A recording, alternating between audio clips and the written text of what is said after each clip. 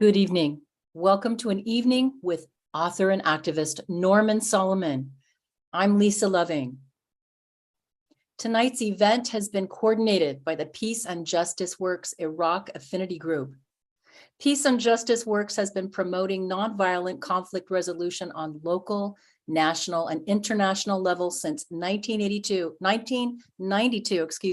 in Portland, Oregon. The group educates the public about the effects of U.S. policy on the people of Iraq and other areas, including Southwest Asia, North Africa, and the Middle East, and on the domestic costs of war. Starting in March 2020, the Iraq Affinity Group took over sponsorship of the weekly Friday Rally for Peace and Justice at Pioneer Courthouse Square, an event that has been ongoing since late 2001. But back to tonight. Norman Solomon is an American journalist, media critic, activist, and author of a dozen books.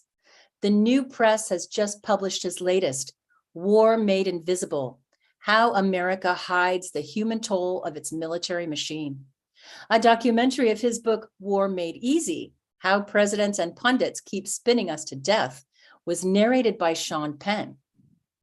Solomon is the author and executive director of the Institute for Public Accuracy and co-founder and national director of rootsaction.org, which has over 1 million supporters. He wrote the nationally syndicated Media Beat weekly column from 1992 to 2009 and is a longtime associate of the media watch group FAIR, Fairness and Accuracy in Reporting. Solomon has won both the George Orwell Award for Distinguished Contribution to Honesty and Clarity in Public Language and the Ruben Salazar Journalism Award. He has appeared as a guest on many media outlets, including the PBS NewsHour, CNN, MSNBC, Fox News Channel, Al Jazeera, BBC Radio, Democracy Now!, and nationally heard public radio programs. His written columns have appeared in the Washington Post, Los Angeles Times, New York Times, Boston Globe, Miami Herald, USA Today, Philadelphia Inquirer, Baltimore Sun, The Hill, the International Herald Tribune, Canada's Globe and Mail, and the Toronto Star. Other books Solomon authored or co-authored include Unreliable Sources, a guide to detecting bias in news media, published in 1990. Through the Media Looking Glass in 1995, Made Love, Got War, Target Iraq, and Wizards of Media Oz, Behind the Curtain of Mainstream News. Norm is going to speak, and then we'll take time for questions. You can email your questions to me at any time, and that email is feedback@pjw.info. For those of you joining us live tonight, June 27th, we're holding an after event with the cast and crew so you can talk in person with me and Norman Solomon and behind the scenes folks running the show in person on Zoom, right? The short URL for that Zoom call is tinyurl.com/Solomon after. I'll give you that information again after a while. Now, please join me in welcoming Norman Solomon. Norm? Hey, well, thanks a lot, Lisa. And I should say that if you are listening to KBOO at any time or want to, very important that you support the station. And Lisa Loving for many years has been a mainstay. Thursday morning at 8 a.m. Pacific, as I remember, every week, her program. And also the reality that organizing in the long term is what makes our country better and prevents the country from being even worse than it is. And so it's Peace and Justice Works with its Iraq Affinity Group that is part and parcel of really what we have to be proud of in this country. When you think of all of the progress that has been made in the last decades, hundreds of years, everything we have to be proud of is because people organized from the bottom up. Power, as Frederick Douglass said, never concedes without a struggle. It never did, and it never will. And when we think about the Iraq War and other aspects of U.S. military intervention in our lifetimes, truly the mass media fades in and out, and the political focus out of Capitol Hill and so forth, the punditocracy, also fade in and out. Sometimes there's a lot of discussion about US military interventions, sometimes virtually none in the mass media. But the intervention continues nonetheless in various forms. And the latest forms are not so visible. The cliche boots on the ground does not really apply so much. President Biden, almost 2 years ago, went to the United Nations and proclaimed that the United States is no longer at war. He said that the US has turned the page. Interesting, if true, but not. The reality is that, according to the Costs of War project at Brown University, the United States is still involved in military activities, the so-called war on terror, in various forms in about 80 countries. And part of what's happened is that, in comparison to, say, the previous decade and the first decade of this century, a lot more reliance proportionally is on air power. The drones, the gravity bombs, the missiles, special operations, what really doesn't make the news even in a tangential way. And so we're in a different era, and yet a lot of continuity with what that radical Dwight Eisenhower, in his farewell address as president, called the military-industrial complex, that could now be called the military-industrial media intelligence complex. And one of the things that I show in my new book, War Made Invisible, is that even though the styles of US military intervention have changed, and we don't see, quote unquote, the wars in our mass media as much as we had in previous years, those wars in different forms are going on. And that includes, you might say, the wars at home. Martin Luther King Jr. described during the Vietnam War what he called a, quote, demonic suction tube. And whether you're walking around Portland, Oregon, or New York City, or any other city or town in the United States, you're going to see not only the presence of deterioration, but the absence, if you are really looking at the conditions that people live under, the shortage, the absence of adequate health care, education, housing, neonatal care, elderly care. I could go on and on. And that's what Dr. King was talking about. The demonic suction tube that he described in 1967 is with us in 2023. And the fact that rarely do mass media outlets talk about that or open up the subject doesn't change the imperative for us to address it, to educate, to agitate, and to organize. As a matter of fact, the abdication of responsibility from mainstream media outlets really makes it all the more imperative that we engaged in alternative independent media, engaged in activism at grassroots levels, that we redouble our efforts. We don't get a lot of support. There's not a lot of money for challenging the warfare state. It's just an astronomical disconnect and disconnection between the huge amounts of money poured into not only the Pentagon, more than $850 billion with a B every year now, but also the amount of money that's poured into messaging for the Pentagon overtly and subtly. The fact that the Pentagon cooperates with what there is in Hollywood now. For instance, okay, you can use our aircraft carrier for free. You can do your next Top Gun, and we will allow you to use our equipment, but we want script approval. We're not going to loan out our equipment unless we like what you're doing. Another form, and I think this has been true in Portland, it's been true around the United States, the Pentagon has brought militarism home more than ever with something called the 1033 program, which is basically that tanks and MRAPs and different weapon systems on a small scale, and they're not missiles, but the ones that can be used in the streets of the United States, they are given to police forces around the country by the Pentagon. And the Pentagon says, if you don't use them, we will take them back. That's another way in which the warfare state becomes almost invisible because we get used to it. And what is outrageous one year becomes more normalized the next.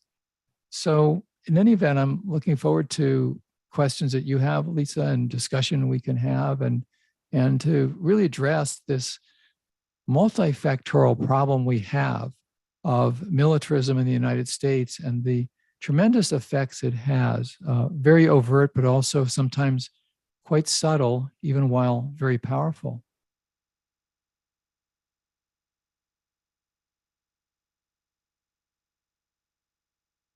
Unmuting. Um, Norm, you had just touched on something. You just talked about the ways that we forget. Our whole culture feels like a gigantic memory hole. And I don't think I'm that old, but there's so many things about society that were so crucial in the past 20 years that I don't really believe that the people who live in my town even recognize that they happened. And I wonder if you could talk about that a little bit. When I talk to people about your new book, I keep telling them it's like a reference book. It's like a reference book, except it's not locked up at the library. You really should read it because I've forgotten half of the crazy stuff that's happened in the past, decade, 2 decades. Can you just talk about that a little bit? What contributes to this sense of a memory hole? Well, the amnesia, the United States of amnesia, it's been called, is many factors. A lot of it is what is repeated. Let me give you one example. The memories that are recapped and shared when we have Martin Luther King Day, when we have the anniversary of his assassination, we have quite often, at least in snippets, a replay of his I Have a Dream speech in 1963, a beautiful speech about human rights against racism and for racial equality. Well, he also gave a speech which was quite historic as well at Riverside Church on April 4th, 1967, the Beyond Vietnam speech, where he denounced militarism in this society in a profound way, not just about the Vietnam War, but in ongoing, multifaceted respects, eloquent, powerful speech. It's just not aired. You're not going to hear it on National Public Radio, not even for 10 seconds. You're not going to see it in the retrospectives on the evening news. It just went down the memory hole. And that's an example, but also a metaphor for how what we're not reminded of, what isn't repeated and recalled and shared, it's not only those of us who lived through it, but what about the next generation and the generation after that? So it's a very selective kind of history. It was in 1984 that Orwell wrote, as I remember, those who control the past control the future. Those who control the present control the past. And that's where activism and media are so important and so intertwined. And I just really encourage people to see information flow and media at the same time as activism as vital together. We don't hop along if we're fortunate. If we have 2 legs, we use both of them. And the information flow is absolutely crucial, and the activism is absolutely crucial. And just one won't do it. We desperately and emphatically need both.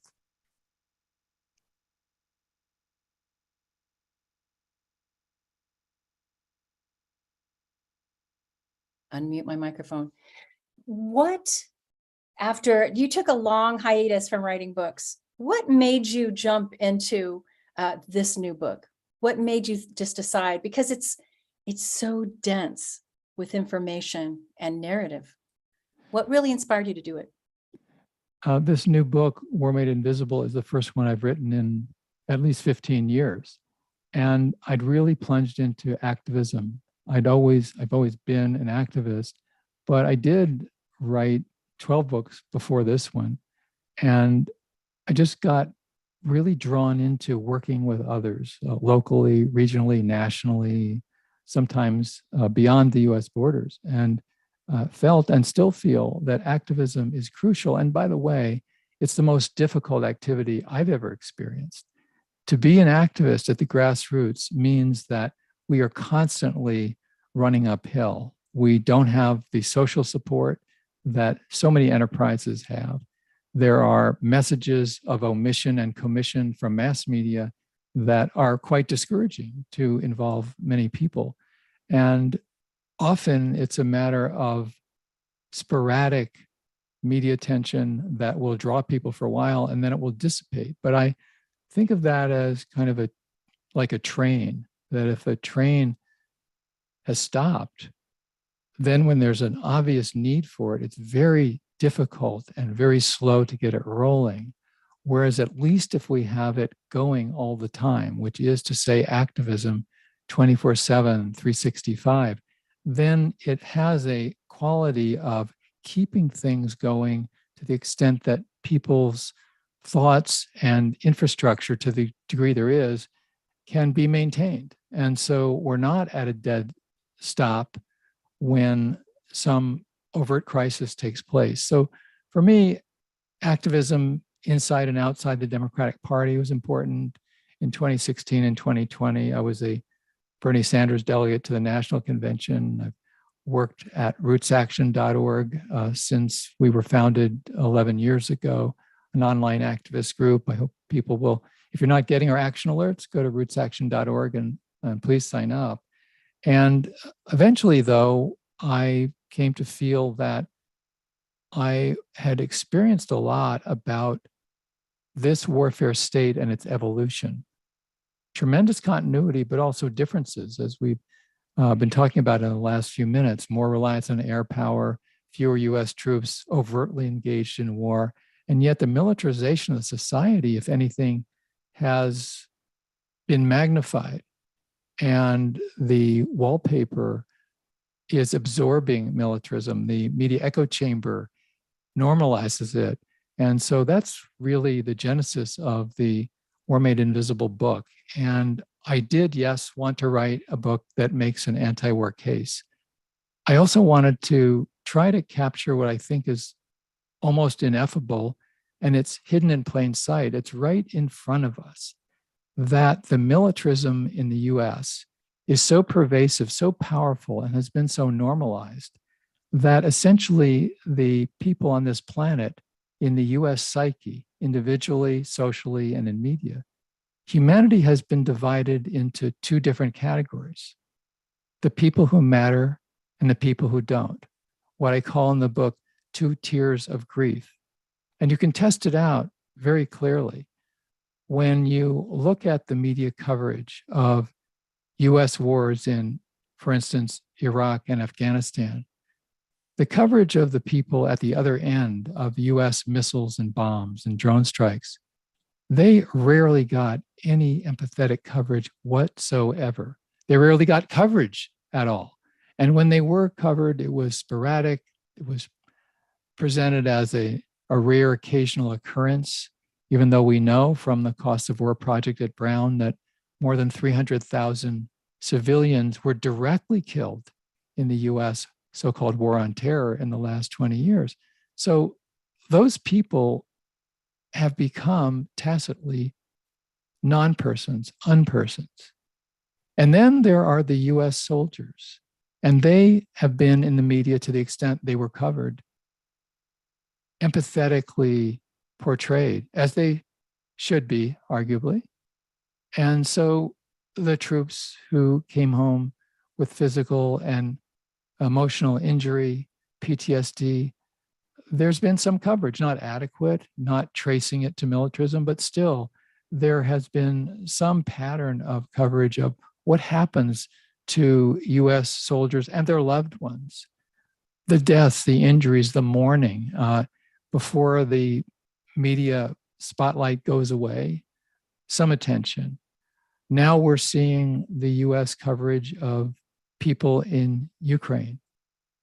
If you set aside the political spin and just look at the kind of coverage that those people in Ukraine have been the subject of, they're suffering under the bombs, the vicious Russian attack and ongoing war on Ukrainian people.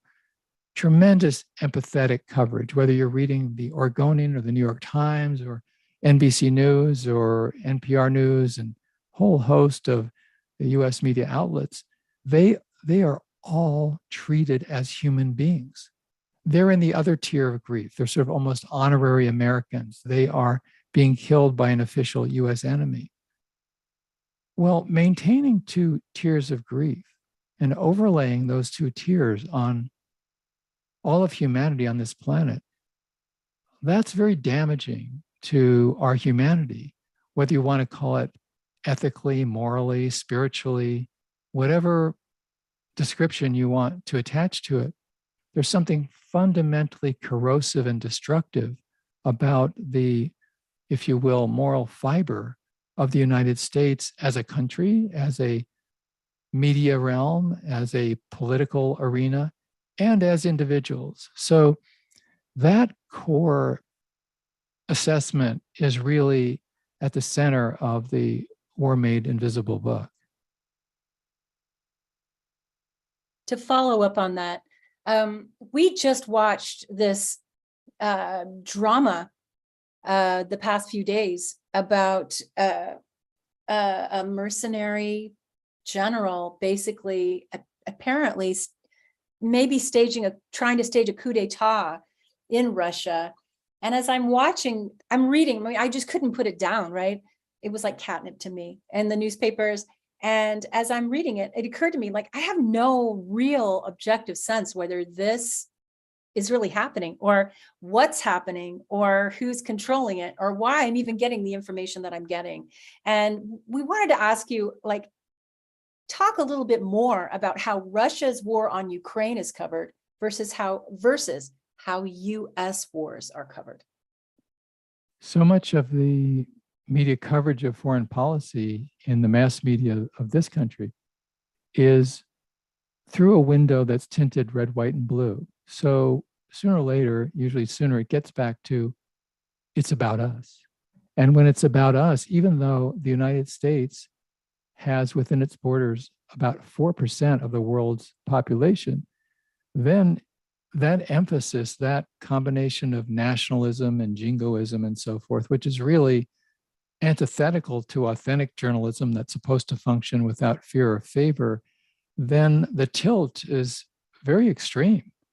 And a message that's overt or maybe more subtle is that it's the vantage point of the United States, and even more specifically of those who are top government officials who presume to say what is in the interest of the United States, which is often in the interests of Wall Street and so forth. That whole capacity to define what matters and what doesn't is extremely powerful. After the fall of the Berlin Wall, there was a lot of triumphalism and rejoicing and discussion of how the world had become unipolar, which was to say, hey, the United States runs the world, or at least is so dominant. And I think of a bumper sticker that used to be very popular among some pro-war folks, and they would put on their vehicle a red, white, and blue sticker, and it would say, these colors don't run. And it was an affirmation of the idea that, you know, the United States, as the most powerful military, can and should do what it wants and is capable of triumphing as a result of its military strength. The counter bumper sticker to that was red, white, and blue. And it said, these colors don't run the world. Those are two fundamental differences. And so to get back to this rejoicing, this triumphalism about whether the United States had become the unipolar power, that was actually the case for a while. But of course, the economic power of the United States, despite all the rhetoric about being the indispensable nation, the US less and less runs the world, but has the strongest military. And something I would say to people on the left is that we should be wary of the idea that this planet has a unilateral or a unipolar source of evil. Yes, the United States has killed far more people on this planet in this century than any other government in the world. You look at the direct and indirect consequences of loss of lives from the wars in Iraq and Afghanistan and elsewhere. And there's no contest. The US has slaughtered more people, not only directly, but as I say, indirectly. The Cost of War Project at Brown University says for each one of the civilians who directly died in the US so-called war on terror, several others have died indirectly, destruction of healthcare, water resources, infrastructure, and so forth. But as much as that's true, we have a reality that the Russian government has more and more become aggressive and, if you will, imperialistic, at least in terms of Ukraine. And so we know all the arguments, and I have them in War Made Invisible, that the US has expanded NATO in contradiction to its promise after the Berlin Wall fell, and that the US in many ways set the stage for this conflict in Ukraine, at the same time that the invasion by the Russian government is a war crime. And part of the problem, I think, that we could point up in terms of US mass media is not that they are labeling Vladimir Putin as a war criminal, but that the same media outlets would never dream of labeling, for instance, George W. Bush as a war criminal. And yet the magnitude of the crimes, if you're going to look at the numbers, I mean, certainly if anybody qualifies in this century for such a title, it is George W. Bush. We could have a discourse about what does it mean that President Barack Obama escalated the war in Afghanistan soon after becoming president without any legitimacy. We're hearing now from, umpteen pundits and from so many people on Capitol Hill and people such as President Biden and Antony Blinken, the Secretary of State, about how it is absolutely unacceptable and a terrible crime to invade another country. And this is said with a straight face. Blinken says it, Biden says it. We need an international order. We have to have international law that's adhered to. And what the Russian government is doing in Ukraine is absolutely contrary to human decency. And it's a measure of US media and the dominance of the military mentality that it's almost impossible to find in corporate mass media any mention of the contradiction that Blinken, as the chief of staff of the Senate Foreign Relations Committee, when Biden held sham hearings in 2002 to help pave the way for the invasion of Iraq, these people were important to make the invasion of Iraq politically possible. So that's where I think we get into a doublethink situation, and we are in one, where in the novel 1984, George Orwell describes doublethink as you take a fact when it's convenient for you and you take it off the shelf. And then when it's not convenient for you anymore, you put it back on the shelf as though it doesn't exist. That's where we are on Capitol Hill in terms of foreign policy. And that's where we are in US mass media. To follow up, Norm, you recently had a great essay in the LA Progressive. I want to direct people to it, Norm. Why is the media blind to US atrocities? That was the topic. Yeah, that was an excerpt from the War Made Invisible book. And it really speaks to the two tiers of grief that I was talking about, that both the political culture, such as it is on Capitol Hill and in the White House and so forth, and the mass media, the sort of stenographic mentality from corporate media outlets, really, it all lends itself to saying that when America kills people overseas, including civilians, oh, sorry, that's unfortunate. We didn't mean to do it. Not a big deal.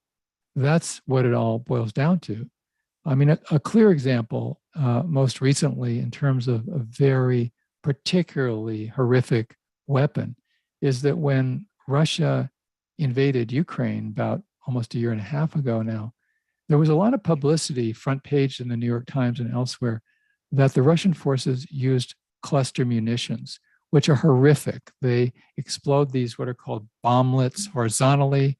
They shred human bodies, notorious for killing civilians indiscriminately.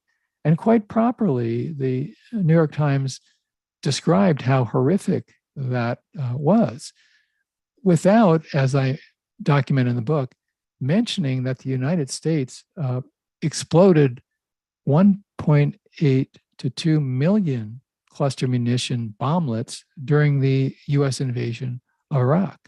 Great example of doublethink, just not bringing it up. What's my radical source? The Congressional Research Service, in one of the many endnotes in the book.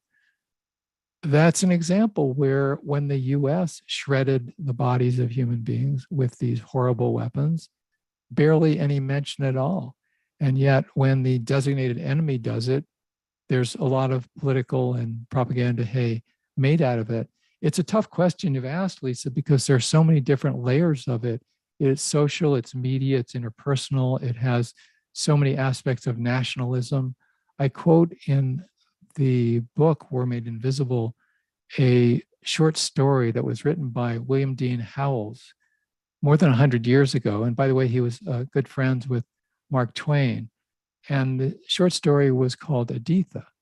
And this is right after the US has invaded and slaughtered so many, into the hundreds of thousands of people in the Philippines around the turn of the century, the very end of the 19th, beginning of the 20th.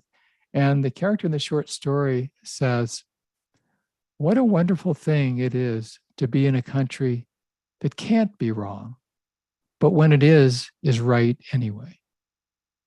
That's 1905. And we're in 2023, and it really fits a sort of mentality that tacitly prevails in the United States. You just brought up the US invasion of the Philippines. You had another super great essay that's actually in Salon today. I think if I've got my dates right. The Color of War. It was a chapter in your book. The essay that you have in Salon today, how racist is our international war machine? Can you talk about that? It's camouflaged. So there's virtually no discussion of systemic racism, even though in the last few years, especially after the police murder of George Floyd in Minneapolis, there has been in the mass media more discussion of systemic racism. You know, we on the left 10 or 20 years ago might have used that term, but it went mainstream in the last few years. A lot of discussion of systemic racism, not enough, but that's a real step forward because so many institutions of the United States are systemically, structurally racist. That's how they function. That's the foundation and the MO of how they operate. Important to name that, analyze it, and challenge it. What was stunning to me as I worked on this War Made Invisible book is that virtually every victim of US military firepower in the so-called war on terror has been a person of color. And that is hidden in plain sight. This point that, as you said, appeared on Salon today and Common Dreams yesterday, LA Progressive, other outlets have been posting it, all progressive outlets that are willing to do that. And there are many daily newspapers that have refused to publish a piece by me exactly on that point. It's not as though they can say, oh, we've run this before. It's a virtual pariah point. It's hidden, as I say, right in front of us. And I think of the parable story that I think many of us grew up on. I don't know if it's still as popular, called The Emperor's New Clothes, where the pretense of the emperor to be wearing this finery is contradicted by reality. He's in his underwear, he's parading down the street. But everybody is so acculturated and in some ways frightened that nobody mentions that, and people all pretend that it isn't right in front of them. And in many ways, I think the structural racism of US foreign policy and the war on terror is somewhat in that category, where structural racism, as I said, is now an acceptable topic in a lot of realms, a lot of venues. But it's as though it stops at the water's edge, as the saying goes. And that just, again, it's a sort of a intellectual, emotional corruption that is so real and so powerful. Shifting gears only a little bit, though. Daniel Ellsberg, who leaked the Pentagon Papers, passed away. How does his legacy impact us right now? Daniel Ellsberg Presente, he's really somebody who's had a massive effect on the last 50 years. I was really pleased that I was able to record an interview with him about a year and a half ago that is in the book. And I think really the most, in many ways, important few pages of the book, because what Dan was saying there is that, yes, it's important to show the suffering, the human suffering from US military actions. It's unclear how much difference that would make. Yes, it's important. It's not happening. It should be happening. But we've been acculturated, as he put it, to believe that the United States, or I should say many people have been acculturated to believe that the United States has the right and the duty to be a de facto empire. And if we accept that idea, then it's a very short journey to deeply believing that we're better than everybody else, and that the suffering of other people really doesn't matter if it's necessary, quote unquote, for advancing US geopolitical advantage. Near the end of the book, I take apart the cliche American exceptionalism, or that the United States is the indispensable nation. These are bandied about by liberal Democrats as well as Republicans. And really, the United States is only indispensable to itself, but it's the hubris and the might makes right attitude that enables many people to internalize it and accept it. Daniel Ellsberg was willing and able to say that he was wrong. He served the military state during the escalation of the war in Vietnam. And later on, and at the Institute for Public Accuracy and our Exposed Facts program, we actually put up many billboards at some prominent bus stops in Washington, D.C. with his picture and a quote from Daniel Ellsberg. This was 8 or 9 years ago. And it said from Dan, "Don't do what I did. Don't wait until more and more people have been killed in these wars. If you have the documents, speak up, share them with the public." And Dan had this profound wisdom that he shared with so many others, that if you're going to have a democracy, you need the informed consent of the governed. And when we have the uninformed pseudo consent of the governed, which we generally have on foreign policy, then people are basically being led by the nose through a mirage of the domestic media propaganda form of the fog of war.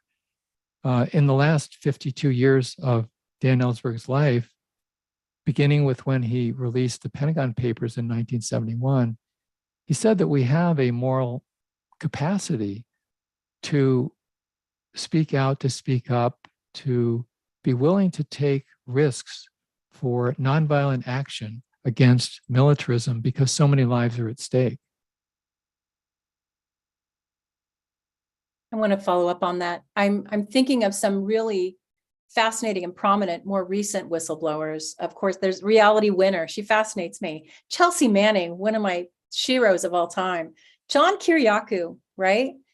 I remember reading a number of times that Barack Obama jailed more whistleblowers than all the other presidents combined. Do I have that number wrong? No, you have that correct. Why? Why did he do? Why him? Under Obama's presidency, there were 8 or 9 whistleblowers in the so-called national security arena. And I use national security in quotes. Our national security has to do with things like the climate emergency, but that isn't usually the terrain that it's intended to cover as a phrase. Barack Obama and Eric Holder, his so-called Justice Department Attorney General, really got a bee in their bonnet that it was essential to bring these leaks to heel. The leaks from documents having to do with US foreign and military policy, the claim is, and Dan Ellsberg wrote about this extensively in his book, Secrets, the claim is that these secrets need to be kept from foreign adversaries. And for the war makers, there's some truth in that. They need to keep the classified documents secret from their adversaries, their potential adversaries, the people of the United States. That's the main purpose of hiding these documents. And that's where, for instance, the Shiro, you mentioned Chelsea Manning. What she did was to say, not through only believing it, but actually doing it, because she was in a position to do that as then Bradley Manning in the Army, to share information. For instance, you may remember seeing online, and millions of people did, the collateral murder video that Chelsea Manning released, showing the wanton, flippant, arrogant murder from a US gunship over Baghdad of a number of civilians, and really joking about it from the air, completely flagrant.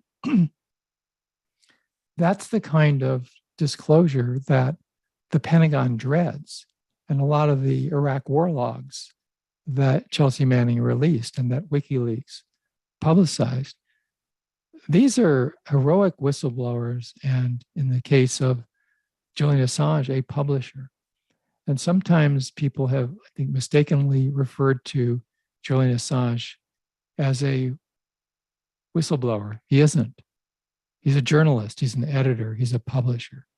And with the analogy with Daniel Ellsberg, Chelsea Manning is like Daniel Ellsberg, a whistleblower disclosing documents and crucial information. And the New York Times opting to publish information from the Pentagon Papers was like WikiLeaks. But that analogy is not really embraced by the mass media, and certainly not the political powers that be in Washington. Julian Assange, of course, now facing and probably on the verge of extradition. I did sit through the 2-week trial of Jeffrey Sterling, the CIA whistleblower, in the Fourth Circuit in Northern Virginia, maybe 7 or 8 years ago now. And it was a kangaroo court. Under the Espionage Act, you are not allowed to say why you did what you did. And so it was just a farce of a trial. And also charged under the Espionage Act, Julian Assange will face the same constraints. That's what we're dealing with. Okay, meanwhile, forgive me if I giggle a tiny bit now. Donald J. Trump, he's traveling all over the place with these boxes. He's stolen these documents, these classified documents. And now we hear this recording of him showing his staff. I would love to know who was in the room. This recording of him talking to people, look at this document, and look, and they were going to do that, and the military was telling me what to do, and it's all their fault. And can you bring some Cokes in here? Like, what do you think is going to happen to Donald J. Trump? Well, my crystal ball is in the shop, but I do think it's a fascinating comparison of a couple of people who have in recent years been charged under the Espionage Act. One of them I write about in the War Made Invisible book, Daniel Hale. As we speak here, Daniel Hale is in a federal prison. He's serving a sentence of almost 4 years because, as somebody who was in the US Air Force, he decided to reveal information about how the large majority of drone strikes don't kill the people who are the ostensible targets. Most of the people, according to the US official documents that Daniel Hale revealed, most of the people killed by US drone strikes are civilians. And so, as the saying goes, no good deed goes unpunished, and no really good deed goes really unpunished. So Daniel Hale as a convicted felon under the Espionage Act, he's in prison. Now, if Daniel Hale had been allowed to testify in court as to why he did what he did, he might never have gone to prison in the first place. It's called if it's allowed, a choice of evils or competing harms defense. It's like if you're walking down the street and you see a big no trespassing sign in front of a house, and in the upper floor, you see that the house is on fire and a child is leaning out the window crying for help. That's competing harms. Yes, if you go and rescue that child, you break into the house, you're breaking the law. You're disobeying the no trespassing sign. But the competing harm of not doing that would be worse. And many times people can be acquitted if they're even charged under a circumstance like that. Well, what Daniel Hale did was to say, I can save lives if I expose the truth about how US drone warfare is killing so many civilians. Compare that to Donald Trump. He also, charged primarily under the Espionage Act, will not be allowed, if this does come to trial, to say why he did what he did with those classified documents. Imagine what difference that would make if Donald Trump could say why he did what he did. It would make no difference at all, because he couldn't present a public interest defense. There's no way that he could make a case that he did what he did with the classified documents to help the public. And it's pretty clear he did what he did to help Donald J. Trump. Whereas the contrast with Daniel Hale is huge. This is a point that could be made in the mass media, but don't hold your breath. If you are watching this live stream on YouTube right now and you have questions for Norman, you can send them to me at feedback@pjw.info. feedback@pjw.info. If you run into any technical issues tonight, you should text Peace and Justice Works at 503-236-3065. Shifting gears just the tiniest bit. Norman, where are you on your book tour? Are you just starting it? Because I want to ask you, what questions do people bring to you when you're traveling around and talking to people? Well, what does America want to know? Yeah, the date of the War Made Invisible book publication was June 13th here in 2023. And it's been quite a ride already. I've sat in this room as a sort of virtual tour, and I must have spoken in 30 or 40 interviews so far.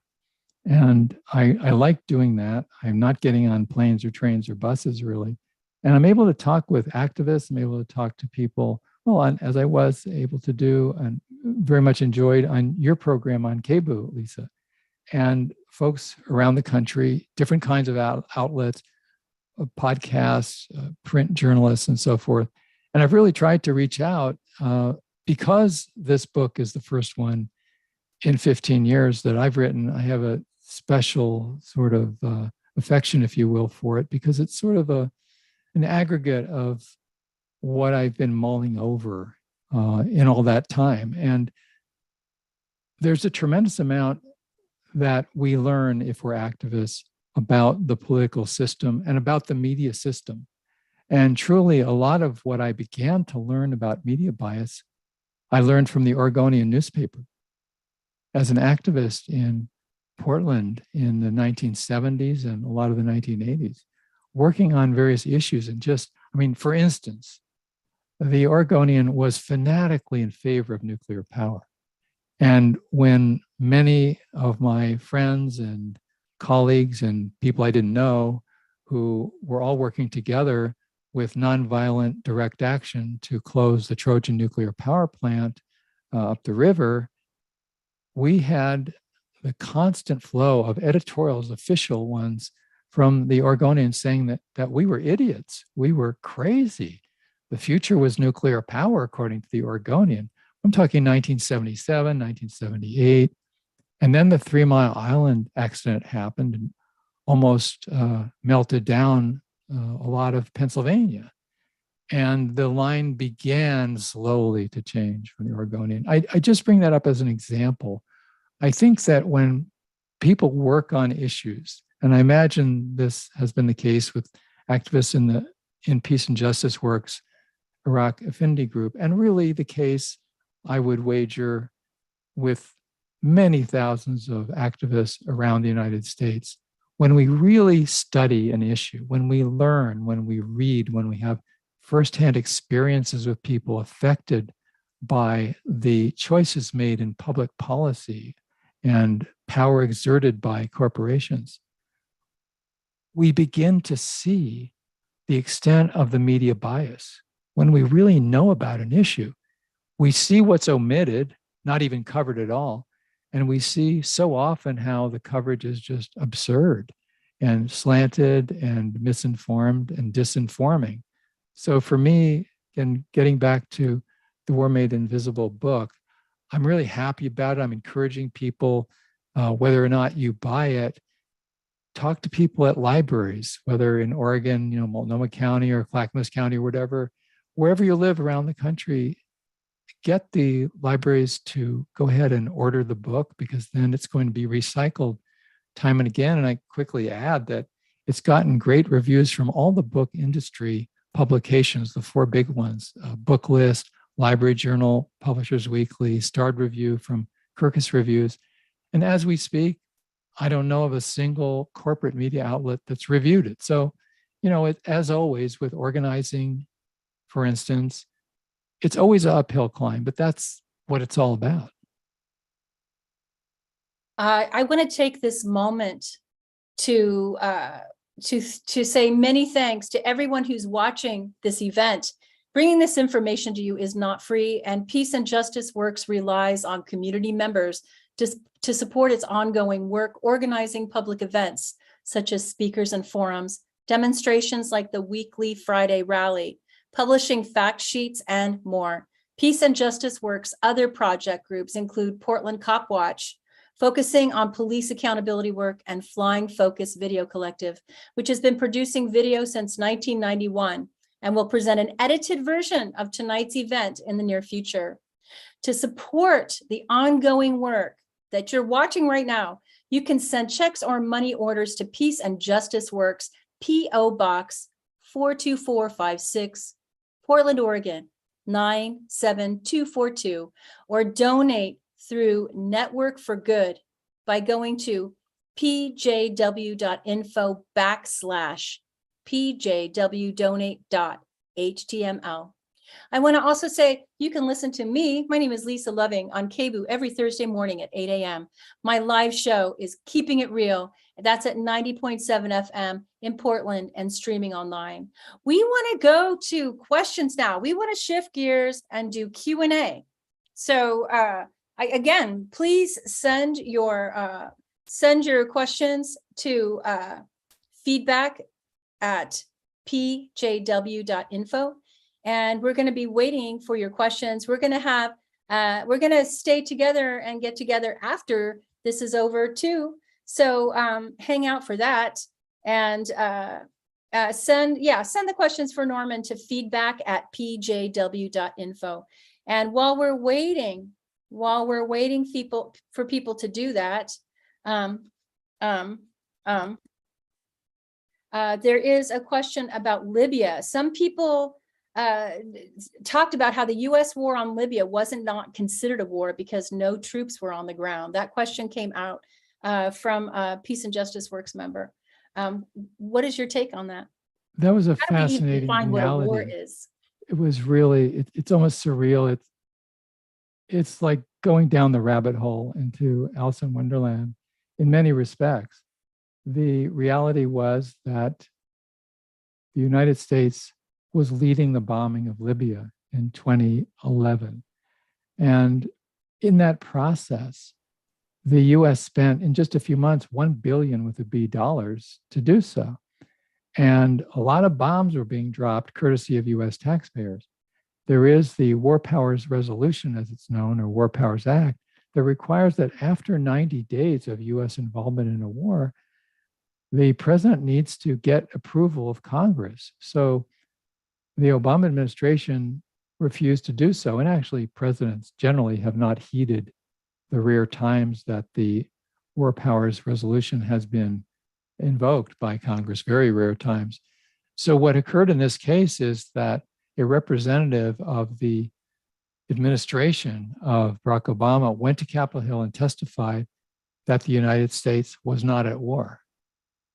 And some members of Congress, not enough, said, can you explain that? The US has been dropping bombs on Libya for more than 3 months, and you're saying the United States is not at war? And the response from the Obama administration was, oh no, the United States isn't at war. No, Americans have died in it. So that again is a window into the mentality we're dealing with. And I cite this example in the War Made Invisible book because it's another way that people in charge of the warfare state do their best to reduce or eliminate any capacity we have to see or understand or know about wars being done in our names with our tax dollars. So we talked a bit about the war in Ukraine, like how it's covered differently than the Russian invasion of Ukraine is covered differently than US invasions of things like that. But Kurt Bell is writing in and saying, what are your views on the war in Ukraine? I'm against what Russia's doing.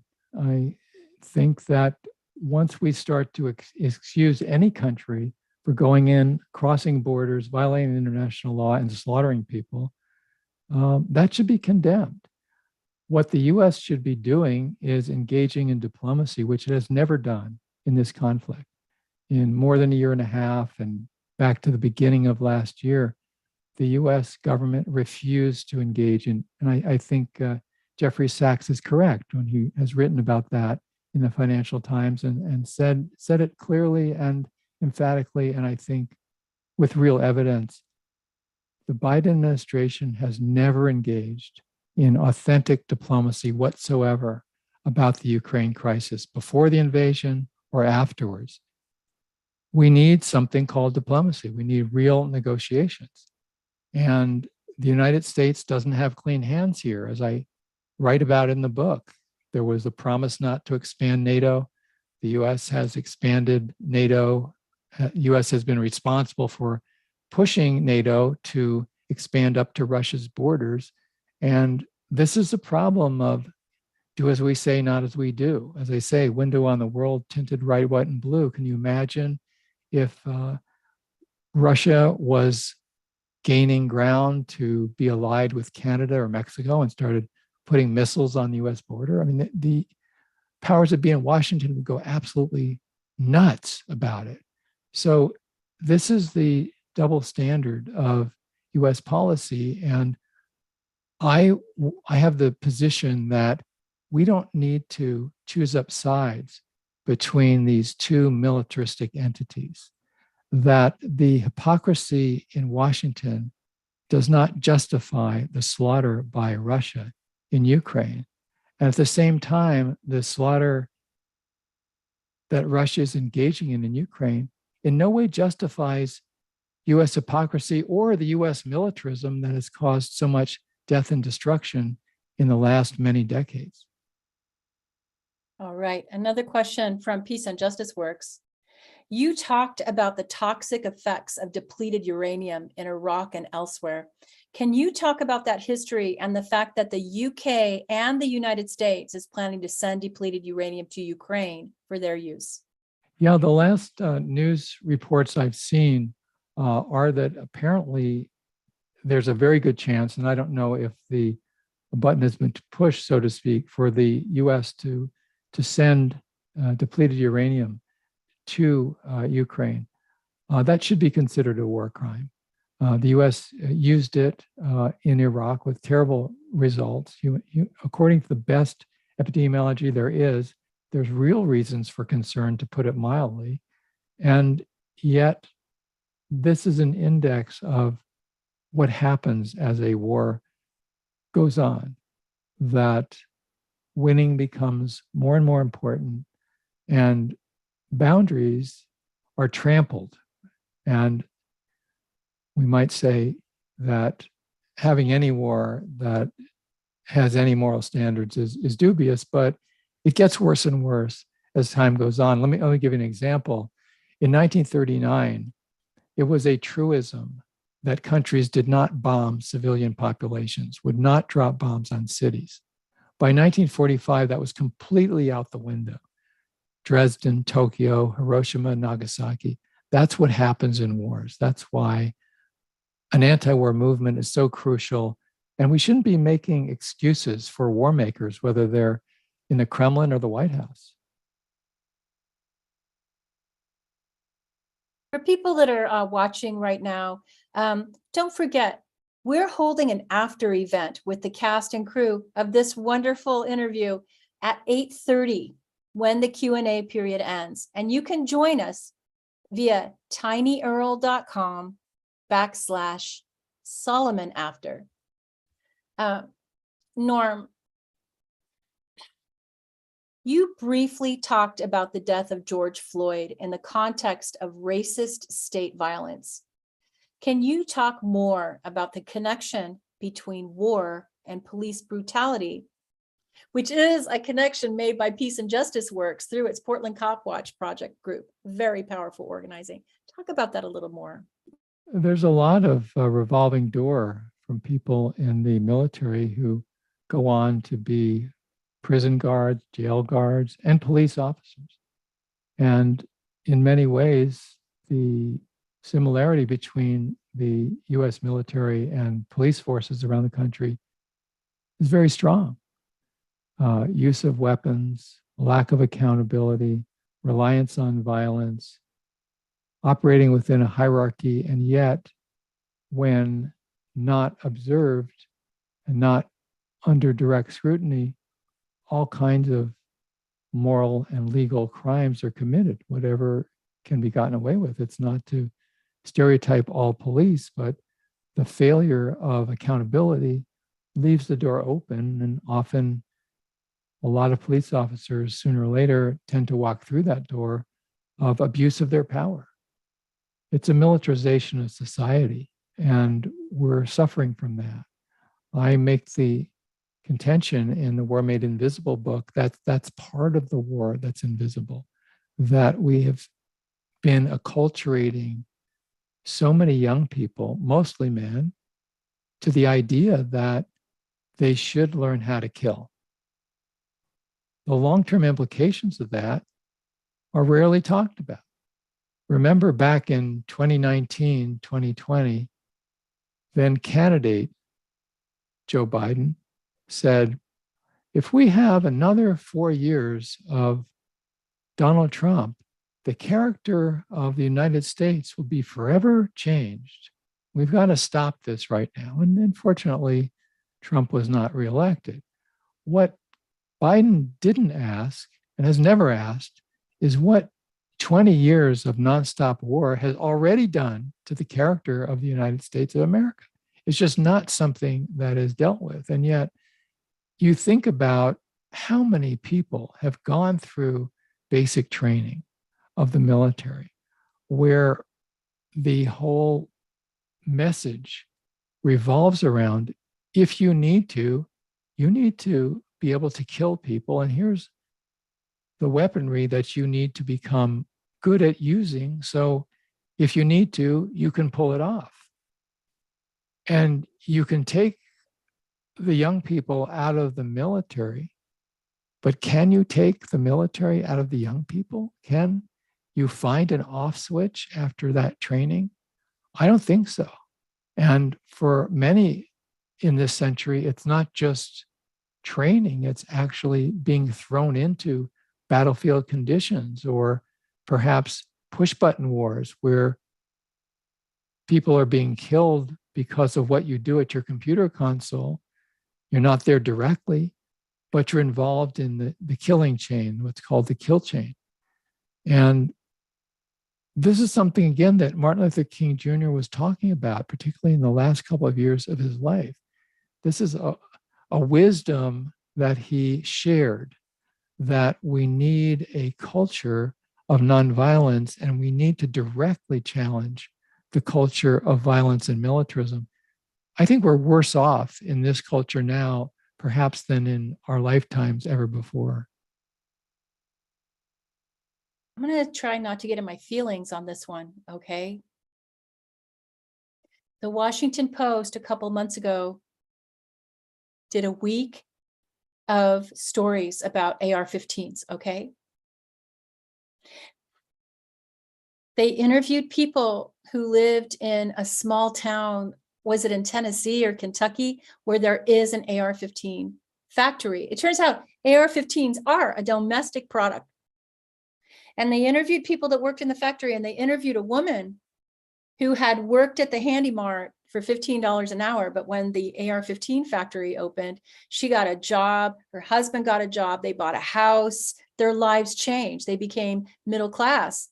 And they had photographs of this woman. She was about 8 months pregnant, and she had a purple designer AR-15.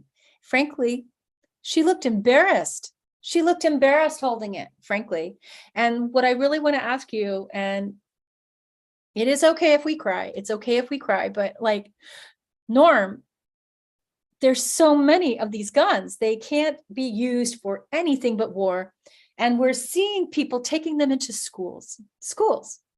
You were talking a little while ago about how it used to be a truism that civilians were supposed to be avoided, right, as targets in war. But Right. now it's almost like war, everyday people, the grocery store, the elementary school, people of all ages, even non-binary, people with an AR-15 going into a school and killing people. I have to honestly say, this is something I did not foresee. Can you talk about that a little bit? And it is okay if we cry. Absolutely. I mean, totally valid. We should be upset. And the worst response is no response. The worst response is to be numb. We have a crying need for gun control in this country. And a lot of people embrace that. A lot of the Democratic Party leadership, to some degree, supports gun control. The right wing has opposed it.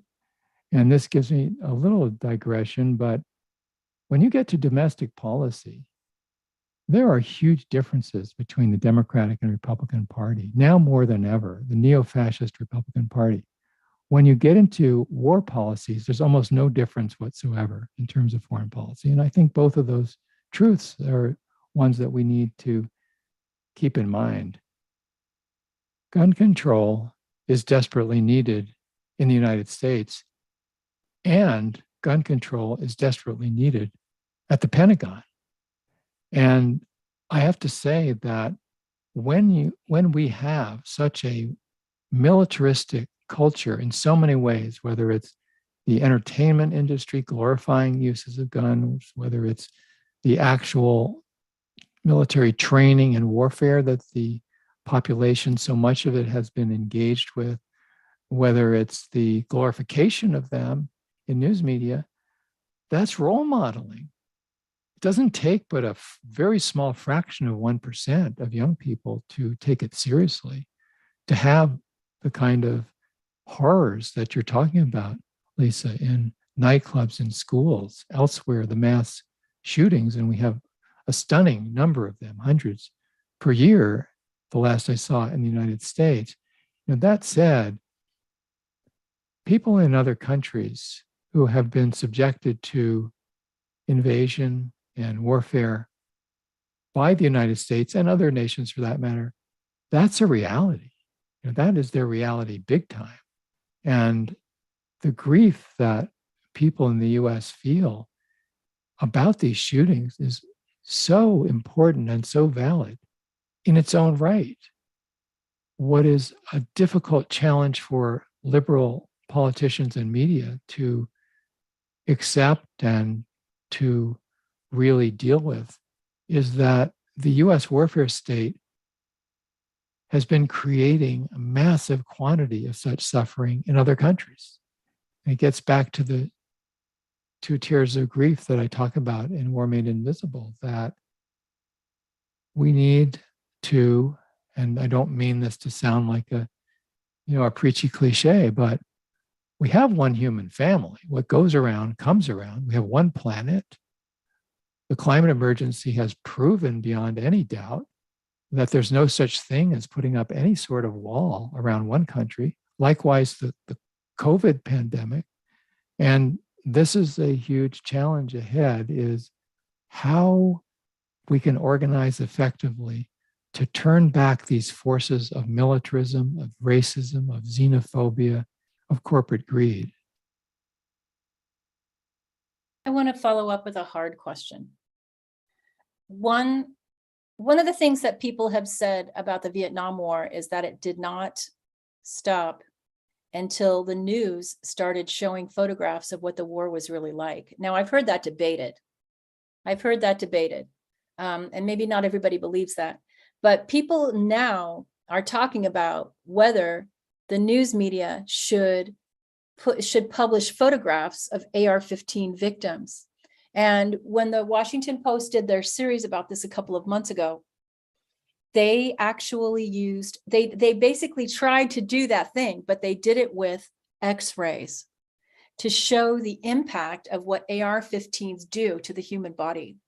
And the way they did it was they got permission from the families of 2 children who were killed by our AR-15s to use their medical records, to use the X-rays of these 2. One was a teenager and one was an elementary school kid, to show just in an X-ray format what destructive power these weapons have.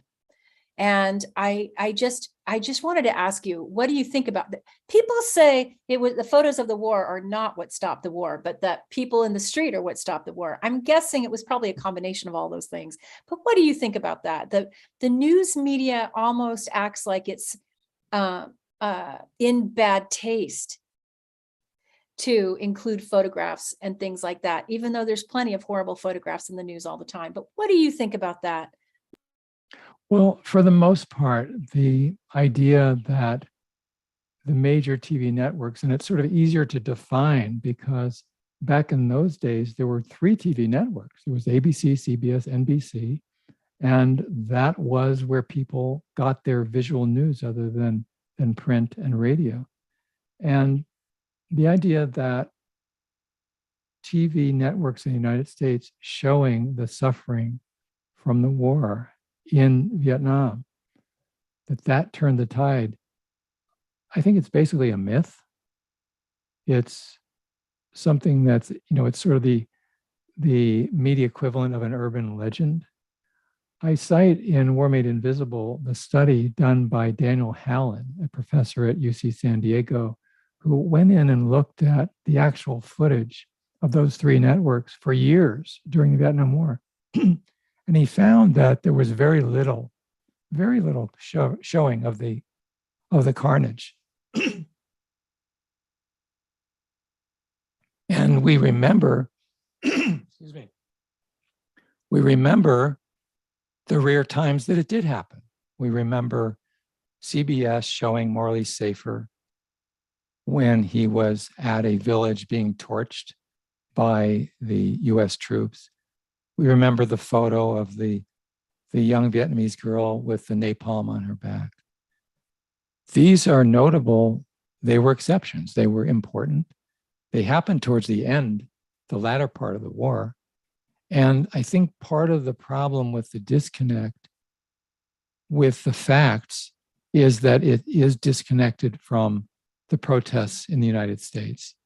I would say there is not one reason why the pressure against the Vietnam War built. It was a combination of factors, and people organizing was crucial. The protests in the street, there are a lot of studies.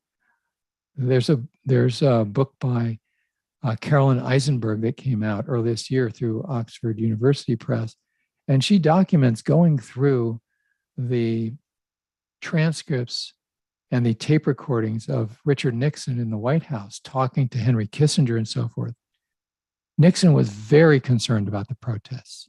He pretended he was just going to watch football on Sunday when 500,000 people would walk past the White House in protest of the war. Nothing could have been farther from the truth. He knew that that was pressuring Congress.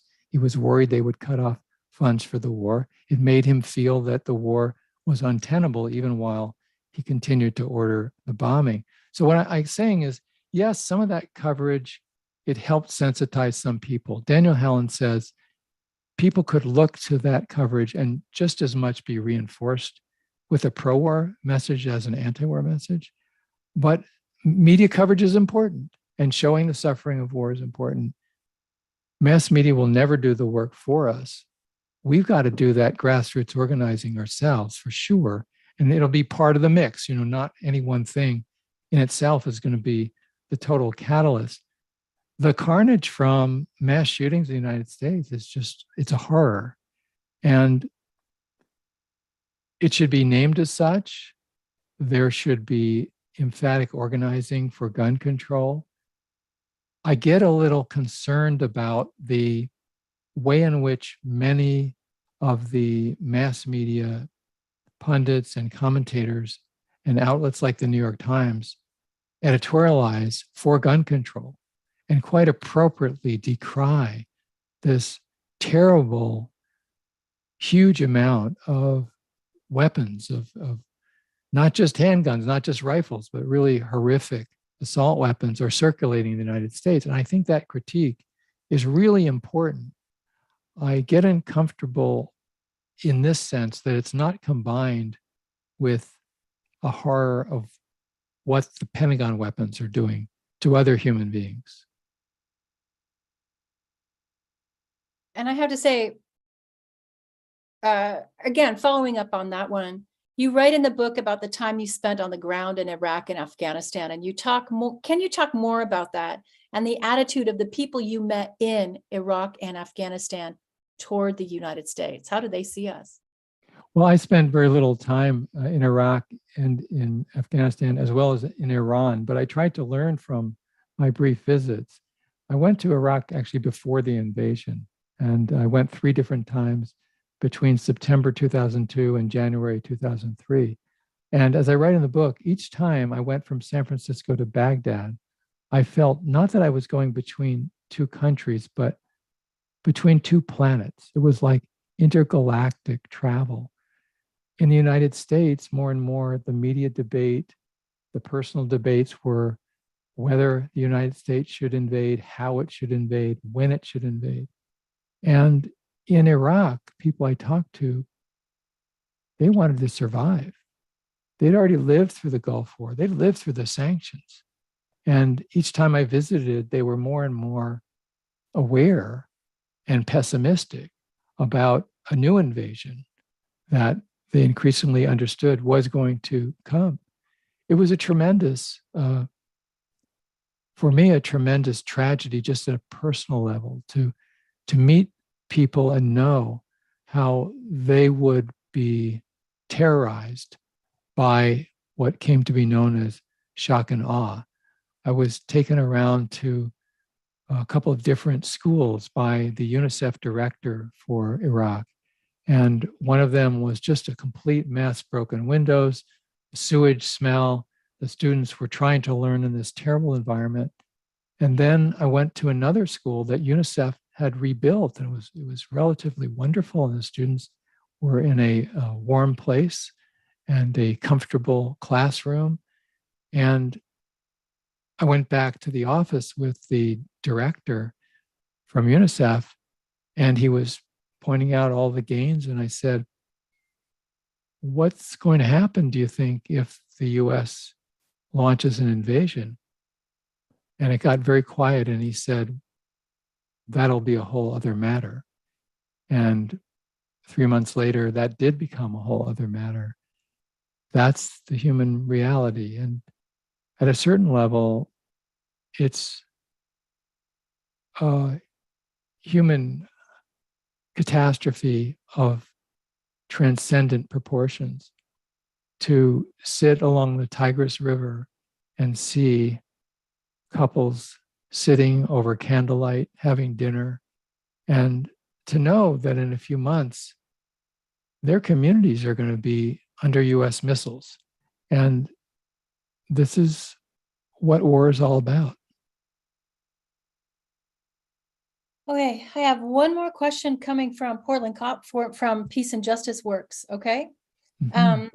Dan Handelman is saying, notably, 2 potential war crimes of Donald Trump don't seem to be in the book: the dropping of the mother of all bombs in Afghanistan and the assassination of General Soleimani in Iraq. Can you talk about those incidents? Yeah, there are a tremendous number of US war crimes that aren't in the book, for sure. And in both those cases, it's the arrogance of power of what the great Oregon Senator Wayne Morse condemned in 1964 when he said the US is engaging in a might makes right foreign policy. And in both of those instances, Trump ordered those attacks because he knew he could get away with it. And he believes that might makes right. And that is an operating, I won't call it principle, but it's an operating attitude, certainly prevailed under Donald J. Trump, who was in himself a terrible militarist. And despite his occasional statements to the contrary, he was a warmonger himself. So that's part of the terrain we're dealing with. I'm really having trouble in foreign policy if we set aside issues like climate change or the Paris Accords and so forth. I'm really having trouble distinguishing between the so-called leadership of the Democratic Party in Congress and the so-called leadership of the Republican Party in Congress. They're both unhinged at this point. And to some extent, when the Republicans in the House or Senate say, well, we should really not be throwing so much weaponry into Ukraine, that might sound like a promising attitude, but it's important to hear that what they want to do more is to confront China. So there are different priorities.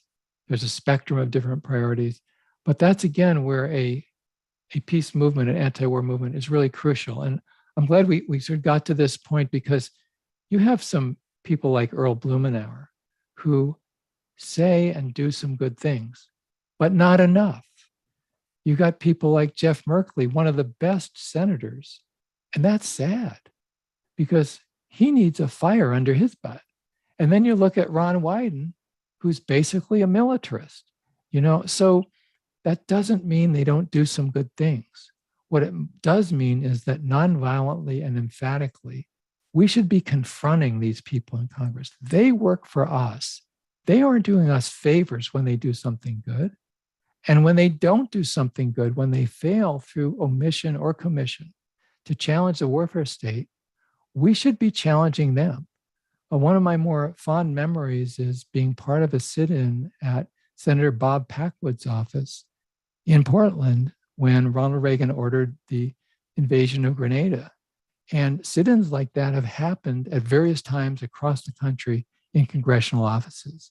And they're very constructive if they're done nonviolently and with the reasons clear, whether it's a picket line or a sit-in or a vigil. I think that kind of activity is really important. And this is the last question, and I'm playing that same note that you just hit.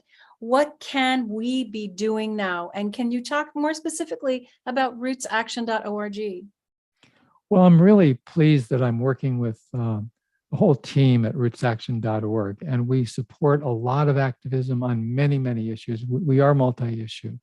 And we were founded, frankly, because we felt that action groups like moveon.org were not anti-war if a Democrat was in the White House. And we want to have a single standard of human rights, a single standard of anti-militarism, of environmental protection, of human rights across the board. And so we have built up from no online list to 1.2 million in the United States and another 100,000 overseas it's an action arm. It's a resource. And if you aren't already getting the Roots Action alerts by email, I hope you will go to rootsaction.org, sign up. All we need is your email address and your zip code, and you'll be put into that loop. And I do want to mention, we also have a feature on the homepage called DIY Roots Action, where if you want to do a petition, you just use that platform. It's free. And then once you've done that, you're in control. And all the people who sign up, you can message them directly, whether it's in your particular region or nationally or internationally. So that's the plug I would put in for rootsaction.org. And more broadly, we have enormous opportunities and a lot of reasons to be discouraged. And Antonio Gramsci, who went to prison under Mussolini, used the term pessimism of the intellect, optimism of the will. And it's understandable we have a lot of pessimism. We desperately need optimism of the will. It feels much better to be active than to be passive. And those are the opportunities that we have for the future. Norman Solomon, I just want to thank you for taking this time and hanging out with us and talking with us tonight. To support the ongoing work of Peace and Justice Works, you can send checks or money orders to Peace and Justice Works, P.O. Box 42456, Portland, Oregon 97242, or donate through Network for Good by going to pjw.info/pjwdonate.html.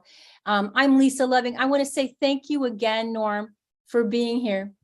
And thanks to everybody who made this gathering possible. I really appreciate it.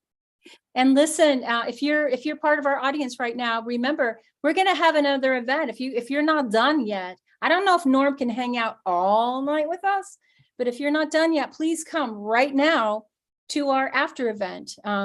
It is tinyurl.com/Solomon after. Norman, thanks again. Thanks, everybody.